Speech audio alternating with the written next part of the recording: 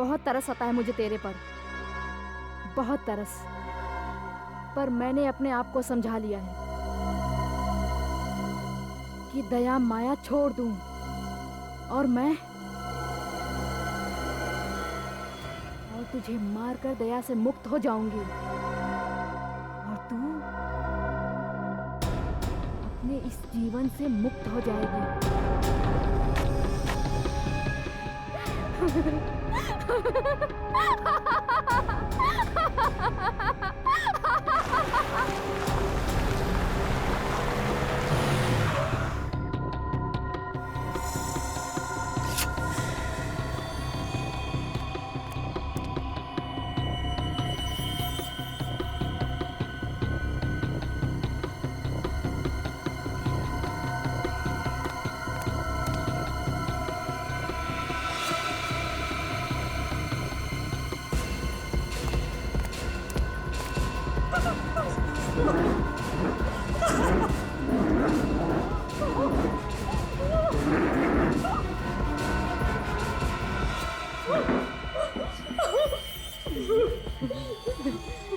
अलविदा, अलविदा। मगर मुझे तेरी बहुत याद आएगी रश्मि।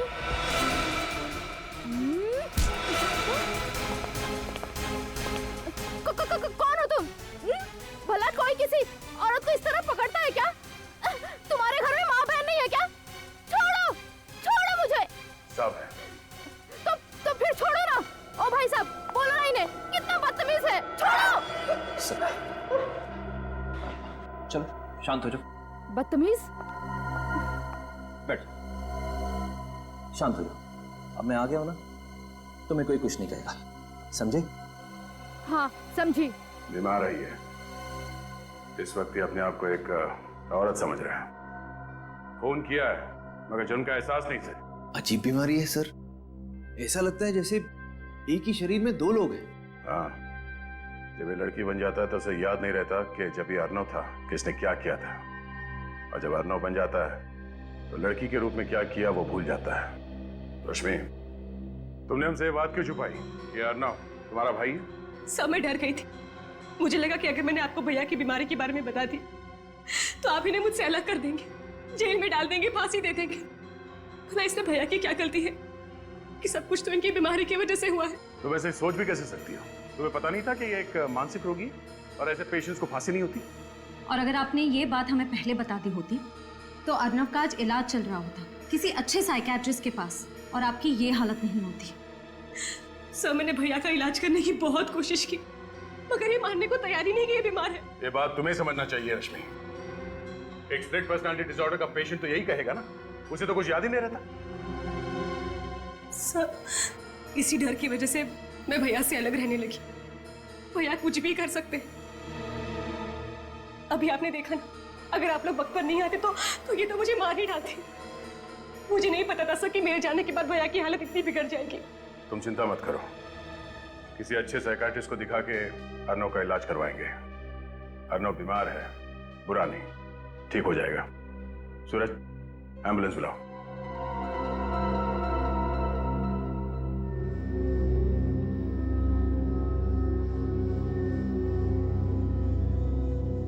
Finger on your lips. मेरी क्लास में तुम लोग ज्यादा बात मत किया करो, और मैं जो सिखा रही हूँ उसे ध्यान से देखो, समझो, वरना एग्जाम कैसे पास करोगे तुम लोग? हाँ, A2 + B2 इज। कमरे में कोई भी नहीं, मगर उसे लग रहा है कि कमरे में बहुत सारे स्टूडेंट्स हैं और वो गड़बड़ कर रहे हैं। अर्नव की तबीयत बिगड़ती जा रही है। देखिए, फिलहाल वो खुद को एक औरत यानी प्रोफेसर पायल समझ रहा है। डॉक्टर साहब, मुझे पता है इस बीमारी को ठीक करना बहुत मुश्किल है, लेकिन वक्त चाहे जितना भी लगे आप अर्नव को ठीक करने की कोशिश कीजिए। और एक रिक्वेस्ट है, अर्नव को एक अलग से कमरे में रखिएगा। मेरे कहने का मतलब है। सर, आप चिंता ना करें, हम जानते हैं कि ऐसी स्थिति में वो औरों के लिए खतरा बन सकता है, इसलिए हमने अर्नव को एक अलग वार्ड में सुरक्षित रखने का बंदोबस्त किया है। डॉक्टर साहब, ये बताइए कि इसकी तबीयत कब तक ठीक हो सकती है? मेरा मतलब है, ये अपनी पर्सनालिटी में कब तक वापस आ सकता है? बताना मुश्किल है, और मैं इसके ठीक होने की कोई गारंटी भी नहीं दे सकता। 6 महीने, साल भर, 2 साल, सब डिपेंड करता है कि वो ट्रीटमेंट के साथ कितना रिस्पॉन्ड करता है।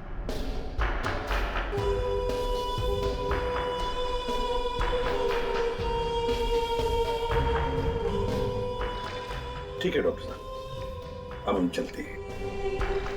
अगर आपको कोई भी जरूरत पड़े अर्नव के लिए तो हमें जरूर कहिएगा। Okay, goodbye. क्या बात है पंकज, अचानक चुप क्यों? सर, मुझे ऐसे पेशेंट से बहुत डर लगता है सर। अगर वो यहाँ से भाग के मेरे घर आ गया तो? इस बात का डर तो है, हो सकता है ऐसा। अरे नहीं सर, ऐसा मत बोलिए। सर प्लीज, आज मैं अपने घर पे नहीं सोऊंगा। मैं आपके घर पे आके सो जाऊं? एक मिनट। हाँ पंकज। हाँ। ओके। हाँ पंकज, एक सिंपल सा कैच नहीं पकड़ पाए तुम। अरे सर को बताना तो चाहिए था, मेरा ध्यान नहीं था। और राइट हैंड में ये रुमाल था, मैं लेफ्ट से कैसे कैच पकड़ूं? मैं राइट ही हूँ। फिलहाल वो खुद को एक औरत यानी कि प्रोफेसर पायल समझ रहा है।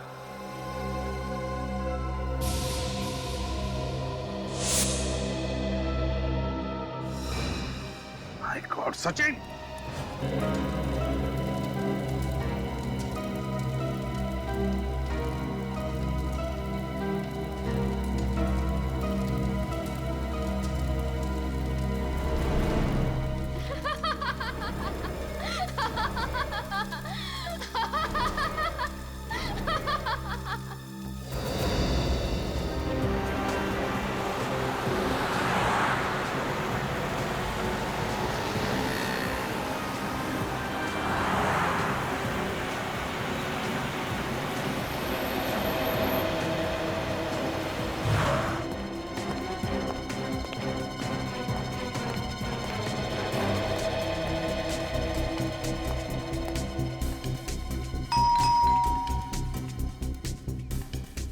लगता है घर पे नहीं है। आप एक बार और घंटी बजाने का कष्ट करेंगे?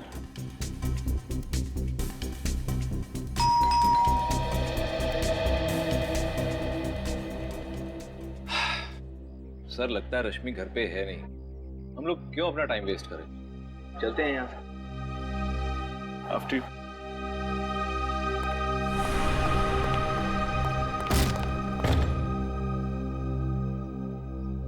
बढ़ा दिया काम इसने भी। चल भाई सूरज, यहाँ तेरी नहीं चलेगी।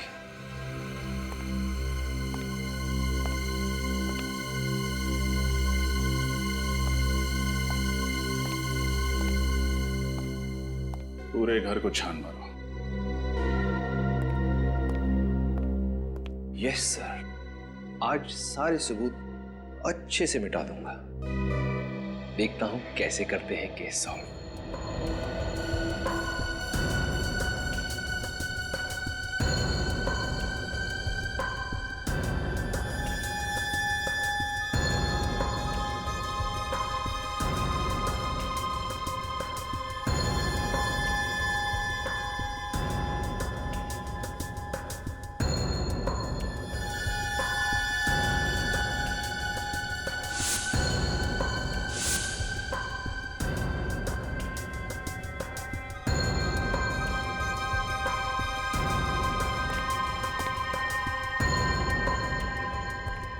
क्या सर, ये सब क्या है? फोटोग्राफ्स। सर लगता है रश्मि घर से भागने से पहले ये फोटोग्राफ्स और ये कागजात जलाकर डस्टबिन में फेंक गई। लेकिन क्यों? रश्मि को इन चीजों से ऐसा क्या खतरा हो सकता था? एक सेकेंड, कुछ कागज के टुकड़े ऐसे भी हैं जो पूरी तरह जले नहीं हैं।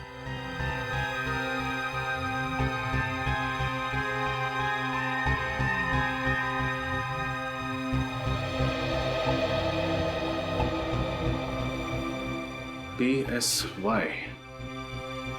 PSY से क्या शब्द हो सकता है?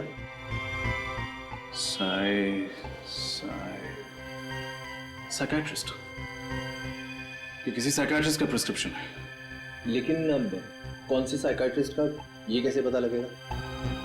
उसकी जरूरत नहीं है सूरज, बस ये पता चल जाए कि रश्मि ये दवाई ले क्यों रही थी, हमारा काम हो जाएगा।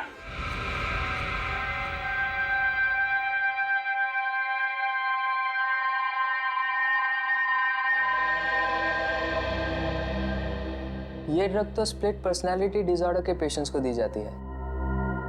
Split personality disorder?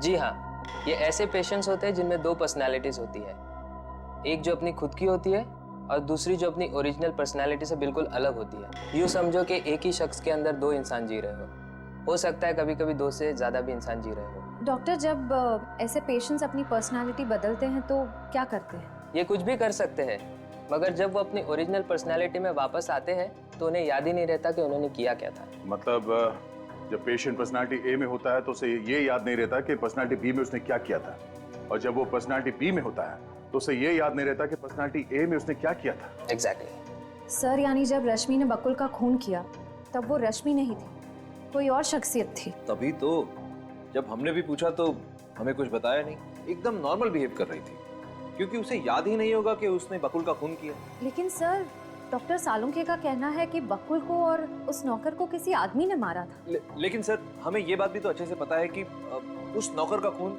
एक औरत ने किया। अब ये कैसे पॉसिबल है? हो सकता है क्योंकि जब एक स्प्लिट पर्सनैलिटी डिसऑर्डर से पीड़ित औरत एक आदमी का रूप लेती है तो वो एक आदमी की तरह बिहेव करती है। मर्दाना चाल, मर्दाना आवाज, मर्दाना ताकत उसमें अपने आप आ जाता है। मतलब डॉक्टर सालुंखे सही कह रहे थे। एक और बात सर, अगर उस औरत ने एक बार खून किया है तो वो जरूर दोबारा हमला कर सकती है। इससे पहले कि रश्मि किसी और को अपना अगला शिकार बनाए, हमें उस तक पहुंचना होगा। श्रेया, एक काम करो, उसका मोबाइल ट्रैक करो और सारे बैंक को इन्फॉर्म कर दो। अगर ये रश्मि अपना क्रेडिट कार्ड स्वाइप करती है तो फौरन हमें खबर कर दें। वो अपना रूप बदल सकती है, सेल नंबर बदल सकती है, क्रेडिट कार्ड तो नहीं बदलेगी। विश्वास नहीं होता कि बकुल जी के खून में रश्मि का हाथ हो सकता। और सर, हैरानी की बात तो यह है कि सालुंखे सर अब भी यही मान रहे हैं कि किसी आदमी ने ही बकुल जी और उस नौकर का खून किया है। निखिल, उस साइकेट्रिस्ट ने दया सर को बताया था कि स्प्लिट पर्सनालिटी के लोग, चाहे वो कोई औरत हो या बच्चा, अगर दूसरा रूप धारण करते हैं तो वो उसी की तरह बर्ताव करने लगते हैं। जैसे कोई स्प्लिट पर्सनालिटी का पेशेंट, कोई बच्चा या फिर औरत किसी आदमी का रूप धारण कर ले तो उसके अंदर आदमी जैसी ताकत आ जाती है। यानी जब रश्मि ने बकुल जी का खून किया, उसकी पर्सनैलिटी ने एक आदमी का रूप ले लिया और उसके नाजुक से शरीर में एक मर्द वाली ताकत आ गई। और जब अपने नॉर्मल रूप में आई, यानी कि रश्मि की पर्सनालिटी में आई, तो उसे भी नहीं याद था कि उसने आदमी बनकर बकुल जी का खून कर दिया। फिर तो रश्मि कभी भी अपना रूप बदल सकती है, और अगर उसने ऐसा किया तो उसके आसपास वाले लोगों को जान का खतरा होगा। हाँ अमरीत, इसीलिए तो हम उस कपड़े की दुकान पे जा रहे हैं जहाँ रश्मि ने अपना कार्ड स्वाइप किया। शायद दुकानदार कुछ बता दे कि रश्मि अकेली आई थी या फिर किसी के साथ। एक्सक्यूज मी, कहिए सर, क्या दिखाऊं? वेस्टर्न या इंडियन? हमारे स्टोर में हर वैरायटीज के कपड़े मिलेंगे। हम यहाँ कुछ खरीदने नहीं आए। तो फिर? हम लोग सीआईडी से। सीआईडी? क्या बात है सर? एक औरत के बारे में कुछ पूछताछ करनी थी। सर, कौन औरत? उनका नाम है रश्मि और ये उनका क्रेडिट कार्ड नंबर है। जरा चेक करके बताइए कि यहाँ से क्या खरीदने आई थी और किसके साथ है। जी सर, एक मिनट प्लीज।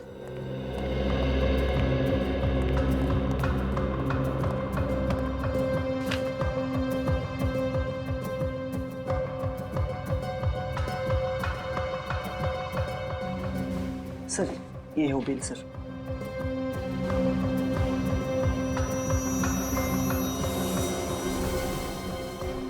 ये क्या? Gent shirt? रश्मि अपने लिए जेंट शर्ट क्यों खरीदेगी? कोई साथ में था क्या उसके? नहीं सर। सर, हो सकता है रश्मि कोई नई चाल चलने वाली हो। ये भी तो हो सकता है कि उसे स्प्लिट पर्सनालिटी का दौरा पड़ा हो और उसने एक आदमी का रूप धारण कर लिया। हाँ सर, इसीलिए उसने ये जेंट शर्ट खरीदी। सर, एक बात बोलूं? बोलो। सर, वो लड़की थोड़ी खिसकी हुई थी सर। वो बोल कुछ रही थी और कर कुछ रही थी सर। सर, उसे क्या चाहिए था मैं समझ ही नहीं पाया। तुमने उस लड़की का चेहरा तो देखा ना? हाँ सर, एकदम ठीक से। पहचान जाओगे? हाँ सर। ये है वो लड़की? नहीं सर, ये नहीं थी। ध्यान से देखो, यही होगी। नहीं सर, मैं ठीक बोल रहा हूँ सर, ये वो नहीं थी। उस लड़की का चेहरा सर मैं भूल ही नहीं सकता। इन तीनों में से कोई थी? नहीं सर, इन तीनों में से कोई नहीं थी। सर, इसका मतलब खूनी कोई और अनजान औरत है। हो सकता है निखिल। इस आदमी को अपने साथ ले लो, उस औरत का स्केच बनवाते हैं।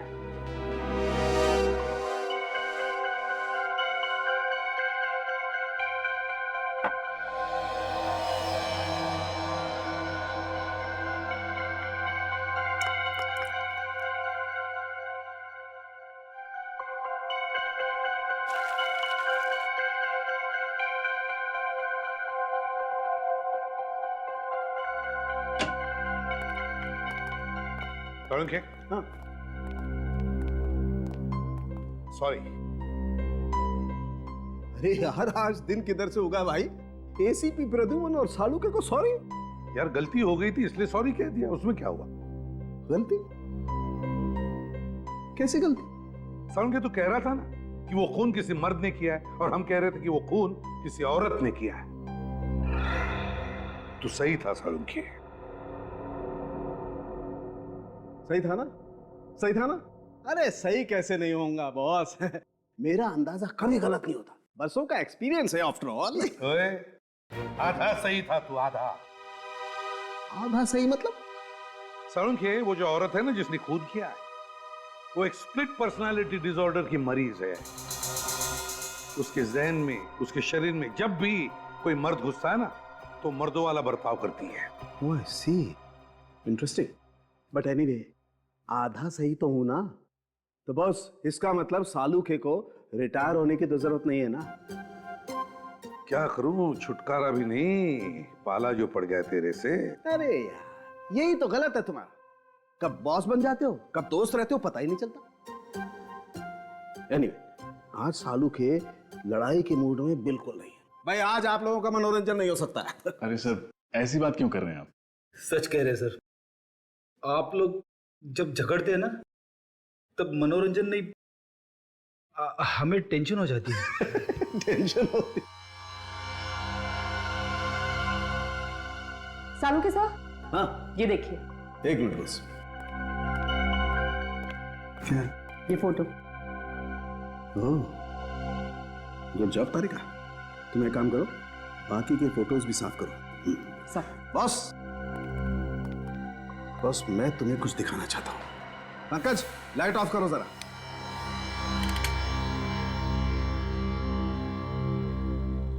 बॉस, हम जले हुए कागजों से तो कुछ पता चला नहीं। देखते हैं इस फोटो से क्या पता चलता है। ये तो स्कूल यूनिफॉर्म पहनी हुई किसी बच्ची की फोटो है।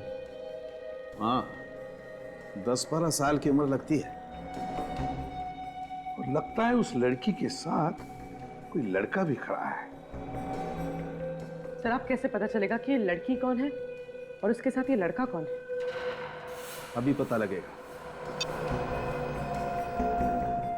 रश्मि? रश्मि की बचपन की फोटो है ये। लेकिन सर, कोई अपने बचपन की फोटोज क्यों जलाएगा? लोग ये सब तभी करते जब वो कुछ छुपाना चाहते हैं। हाँ सर, मतलब रश्मि के साथ बचपन में कुछ ऐसी बात हुई है जिसे वो छुपाना चाहती है। जरूर फ्रेडी, ऐसा ही हुआ होगा। लेकिन लगता है रश्मि उसके फोटो में वो जो लड़का खड़ा है ना, उसकी तस्वीर मिटाना चाहती है। यस सर, अब इस लड़के का पता लगाना पड़ेगा। मगर कैसे सर? फोटो में तो कुछ दिख रहा ही नहीं है। क्यों नहीं दिख रहा है? देखो अभी, देखो उस बैच पर क्या लिखा है। DAG public school, DAG public school. Hello Shashi, अच्छा सुनो, वो 1995 का जो बैच था ना, उसका एडमिशन फॉर्म मुझे चाहिए। हाँ, रश्मि नाम की स्टूडेंट का। जी जी, 5th स्टैंडर्ड। ओके ओके, ठीक है। सॉरी, आप लोगों को 2 मिनट और वेट करना पड़ेगा। आप लोग चाय या कॉफी कुछ लेंगे? जी नहीं यार, थैंक्स। मैडम, ये फाइल।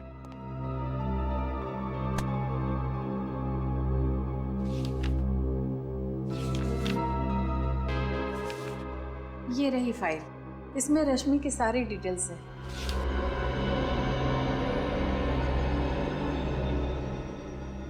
लेकिन इस फाइल से हमें खास जानकारी नहीं मिलने वाली। कुछ और बता सकती हैं आप रश्मि के बारे में? जी नहीं, इस बारे में मुझे और कुछ पता नहीं। एक मिनट सर, मुझे इस लड़की का चेहरा देख के कुछ याद आ रहा है। इसका एक बड़ा भाई था जो फुटबॉल बहुत अच्छी खेलता था। वो हमारे स्कूल की टीम में था। आपको पूरा यकीन है? जी सर। क्या नाम था उसका और कौन सी क्लास में पढ़ता था? सर नाम और क्लास तो याद नहीं है। हाँ सर, वो इससे 2-3 साल बड़ा था सर। 2-3 साल बड़ा था। ये 1995 की 7वीं और 8वीं क्लास की रिकॉर्ड फाइल लेके आइए प्लीज। वो होठ थोड़ा पतला होगा। सर ये रश्मि कहीं फेस बदल के तो नहीं गई थी गारमेंट शॉप में? किसी वजह से शॉपकीपर उसे पहचान नहीं पा रहा है। हो सकता है अभिजीत, बिल्कुल हो सकता है। हाँ पंकज। जी सर। ये नीता, निकिता और शिखा तीनों को बुलाया ब्यूरो में? जी सर, श्रेया उन्हें लेके आती होगी। गुड। स्केच रेडी है सर।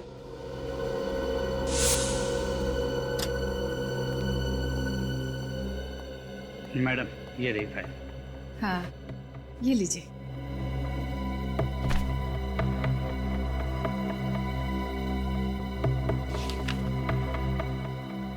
निखिल, रश्मि के घर से जो फोटोग्राफ्स मिली थी बोला ना? सॉरी।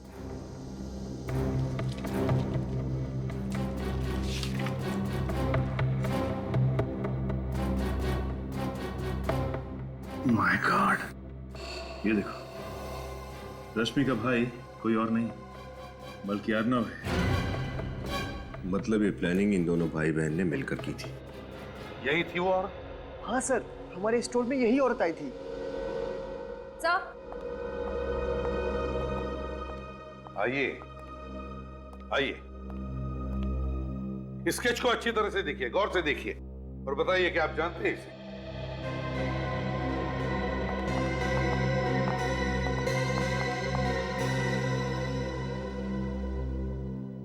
नहीं सर।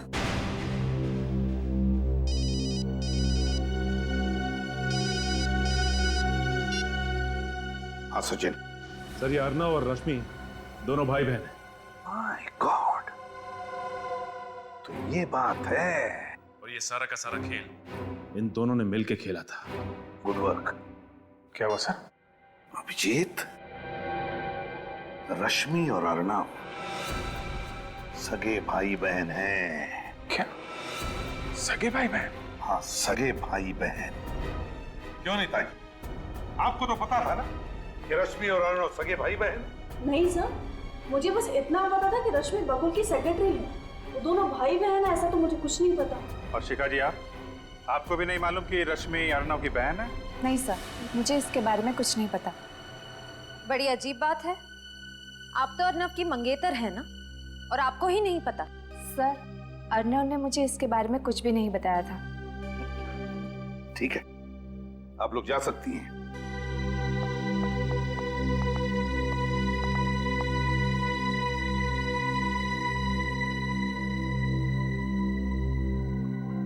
अभिजीत,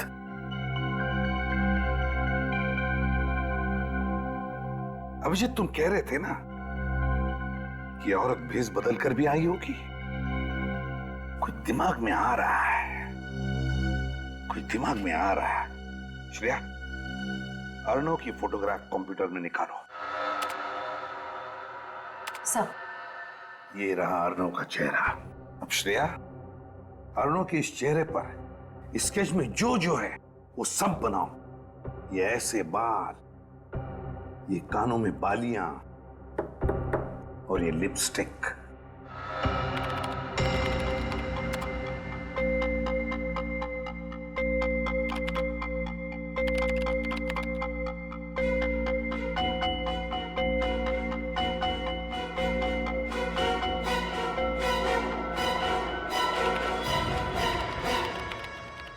ये लो अभिजीत, अर्नव। इसका मतलब रश्मि को नहीं, इस अर्नव को स्प्लिट पर्सनालिटी डिसऑर्डर है सर। हाँ अभिजीत, और हम तो समझ रहे थे कि रश्मि ही खूनी है। याद है वो कपड़े का टुकड़ा जो हमें बकुल के फार्म हाउस से मिला था? उस कपड़े के टुकड़े पर चमड़ी, स्किन के अंश मिले थे। वो चमड़ी जरूर इस अर्नव की ही है। सर इसका मतलब कि अर्नव ने लड़की के कपड़े पहने और बकुल का मर्डर कर दिया। एग्जैक्टली। और सर इस रोग की वजह से उसे पता भी नहीं होगा कि औरत बनकर वो कितने भयानक जुर्म कर रहा है। और ऐसे मरीज को खुलेआम घूमने देना मतलब खतरों से खेलना है। अभिजीत, इस अर्णव के दोनों रूप पूरे शहर में फैला दो, पूरे शहर में। देखते हैं बचकर जाएगा कहां। सर अर्नब तो अपने घर पर मिला नहीं, अब कहां ढूंढे उसे? हाँ सर, और उसकी गाड़ी भी उसके बंगलों पर नहीं थी। बच के जाएगा कहाँ? मैंने शहर के सारे चेक पोस्ट और टोल नाके पे खबर कर दी है, सारे पुलिस स्टेशन को भी इन्फॉर्म कर दिया है। इस अर्नब के दोनों रूप के फोटो और रश्मि के फोटोग्राफ्स भी दे दिए हैं। कोई ना कोई कहीं ना कहीं तो जरूर इन दोनों को देखेगा। सर हो सकता है वो शहर से बाहर निकल गए हों। नहीं श्रेया, टोल नाकों वालों से पता चला है कि अभी तक अर्नब मुंबई से बाहर नहीं गया। सर ये भी तो हो सकता है कि उसने अपनी गाड़ी कहीं बीच रास्ते में खड़ी कर दी हो और पैदल या किसी और रास्ते से शहर से बाहर निकल गया हो सकता। सर अर्नव के आसपास के सभी लोगों को उससे बहुत खतरा है। उसकी बीमारी की वजह से वो किसी भी वक्त कुछ भी कर सकता है। हेलो, इंस्पेक्टर दया बोल रहा हूँ। क्या? कहाँ पे? ठीक है, उस पर नजर रखो, हम लोग बस पहुंच ही रहे हैं वहां पे।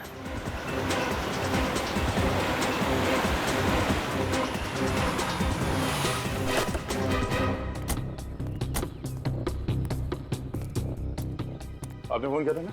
आप सीआईडी से? हाँ हाँ सर, मैंने फोन किया था।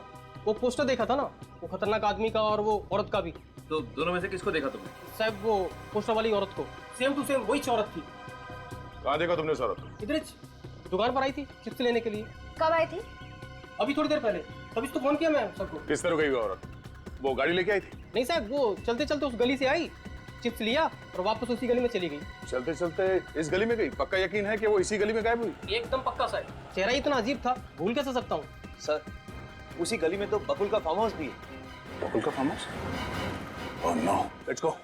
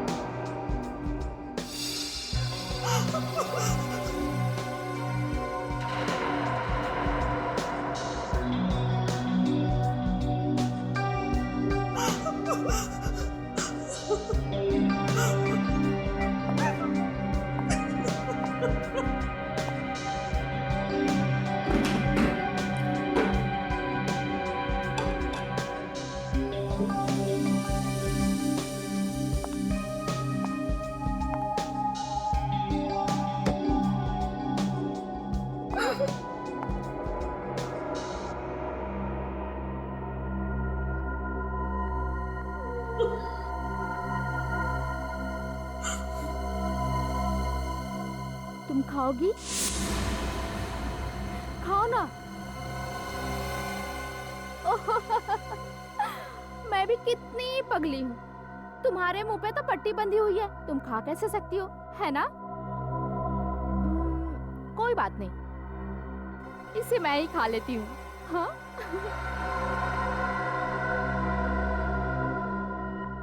लेकिन तुम्हारी आंखें तो खुली है ना, तुम तो मुझे देख सकती हो, आंखों पे पट्टी नहीं है, तो तुम मुझे खाता हुआ देखो।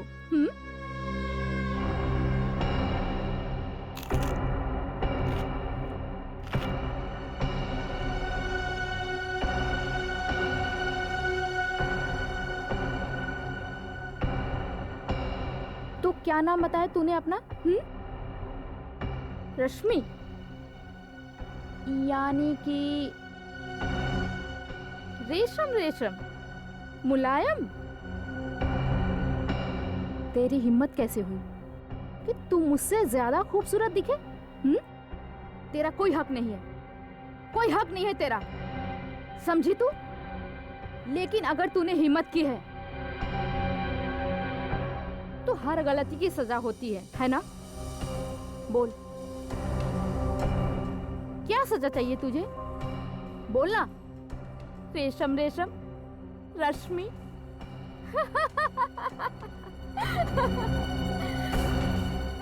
क्या हुआ? दर्द हो रहा है? लेकिन सजा मिलने से पहले मैं तुझे अपना सुंदर नृत्य दिखाना चाहती हूँ। हो जाए?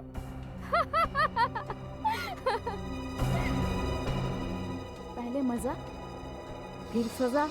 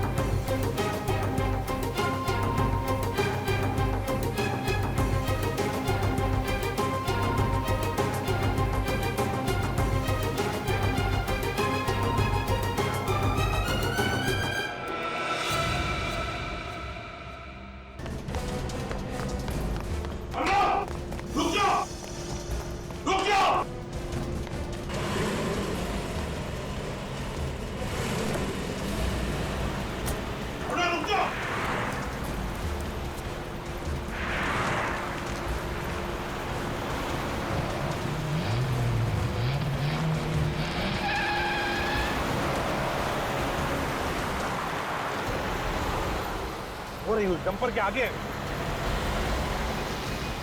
निकलना नहीं चाहिए हमारे हाथों से सचिन। नहीं बचेगा सर। पलक झपकते ही हमारे आंखों के सामने से भाग गया। सर ये बहुत चालाक है। ओवरटेक करो उसे। हाँ सर। प्लान बना के आया था वो पहले से ही देखा, उसीलिए उसका साथी आया था गाड़ी लेकर उसे उठाने के लिए।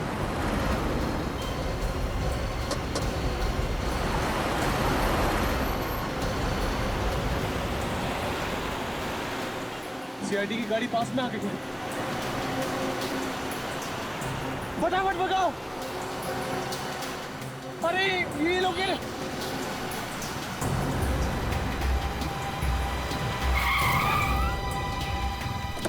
अब क्या करें? मारो।